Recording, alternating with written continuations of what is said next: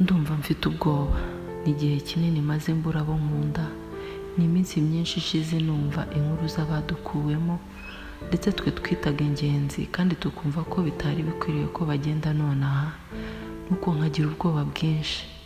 Si ubwoba bwo gupfa, si ubwoba bw'uko nababara, ahubwo ni ubwoba bwo kubabaza abo naba nsize. Ikibabaje ni uko byagenda kose ningenda hari uzababara, ni ukuri mfite ubwoba.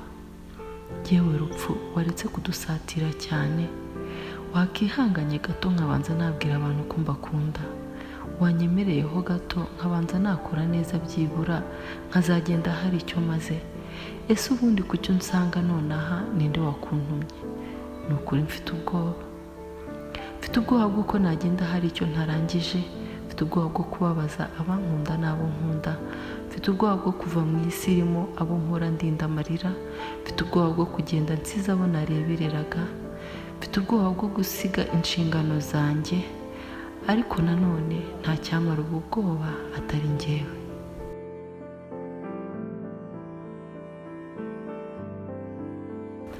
Nageze mu isi ndadamarara aho ntizanye, nahageze iwanjye iteka, nirengagiza ko ntazatura nk'umusozi.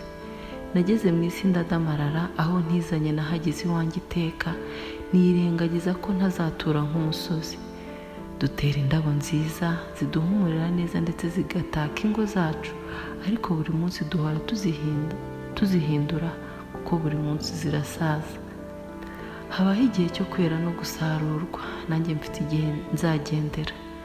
Ibi mbyibagirwa buri munsi, nkabyibuka mbonye uwunzi cyangwa uwanjye yagiye. Niki kimbamo gituma nibagirwa ko ntazaramba koko? Niki kimbamo gituma nibagirwa ko ndi umuntu? Niki kimbamo gituma nibagirwa iby'ingenzi?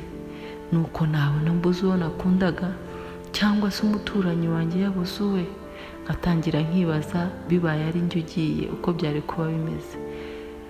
Erega kandi ntawe uzambwira ngo nsigaje iminsi 2 ngo mbone gukora neza, nta n'uzanteguza ngo nige guca bugufi, ntawe uzamburira ngo mpinduke umuntu mwiza.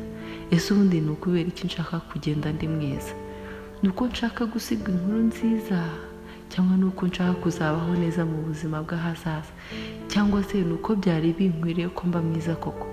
None se harya nsigaje igihe kingana iki? Harya ndinde ubundi se kuki tuza mu isi niba amaherezo ari ukugenda tutabishaka? Ese ubundi rupfu udutera kwibaza byinshi, udutera kwiyanga, udutera kwiheba ndetse udutera kuvuga amateshwa. Reba nk'ubu ngubu ndi kuvugishwa. Nk'ubu yaba wanyumvaga nagusabaga ikintu kimwe, uzareke njyane n'abanjye simbasigire ishavu. Oya, ahari naba nikunze. Uzareke nujya kuntwara nzagende nyuma y'abandi. Oya, aha naho banza nkabije.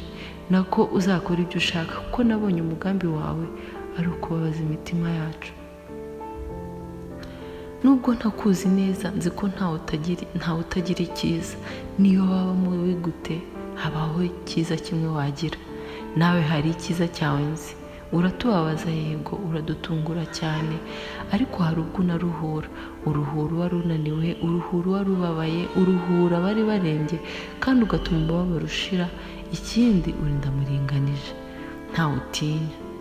Hari icyo ngutinyira cyane, ni uko wihebye cyangwa wibuze akwifuza. Ese ubundi uteye ute? Ni gute wishimye gutinya, ubabaye akagukunda? Ni uko wamusatira nawe agatabaza, nyamara uteye ubwoba. Benshi twizera bitandukanye, bamwe ngabo utwaye ntacyo bumva, baba basinziriye, abandi ngo baba bari ahandi ndetse batureba, abandi bati bavukira mu bandi n'ibindi. Icyo nzi neza ni uko abo utwaye tuba tutakiri kumwe ahangaha, kandi icyuho cyabo gihora iteka. Nta nubwo ugira impuhwe utujyana ababyeyi, ntunita ku marira udutwara abakunzi, ntiwita ku mumaro wabo utujyana abavandimwe. Rupfuwe nakakubwiye ngo uragapfa nawe, ariko ahari wowe ntiwababara. Wabaye igihano cy'icyaha, wabaye igihembo cy'ikibi. Umuntu kuko ari mubi, kamere yacu kuko ari mbi, dukwiriye kugira itangiriro n'iherezo. Ngiki igihembo cy'ibyaha. Nubwo rimwe na rimwe bimbera ihurizo, ndacyari kukwigaho kandi vuba nzagusobanukirwa. n'ubu utaranjyana. Utuma nibaza icyo bimaze kubaho kandi uhari. Utuma rimwe na rimwe mba umupfapfa nyamara uteye ubwoba. Umbabariza umutima, uranshengura, urantitiza, ariko ntiwiyemere. Si wowe ntinya. Icyo ntinya ni ukubabara no kubabaza abandi. Amarira benshi barizwa no kubura ababo aranshengura. Agahinda usigira imfubyi kankoraho. Ubwigunge usigira upfakaye burambabaza. Nabura icyo mbikoraho nkagira ubwoba ngo ejo nanjye urataha iwanjye. N'ubu mfite ubwoba ko hari undi ugiye kuriza. Mfite ubwoba kuko ntabasha kuguhagarika, ariko umutima wo guhora niteguye ko mu kanya ari njye uraza kureba. Nta kindi gihe mfite cyo kuba mwiza n'uyu munsi. Uko usarura beza, igihano nguha ni icyo kuba mwiza cyane kurenza abo ujyanye.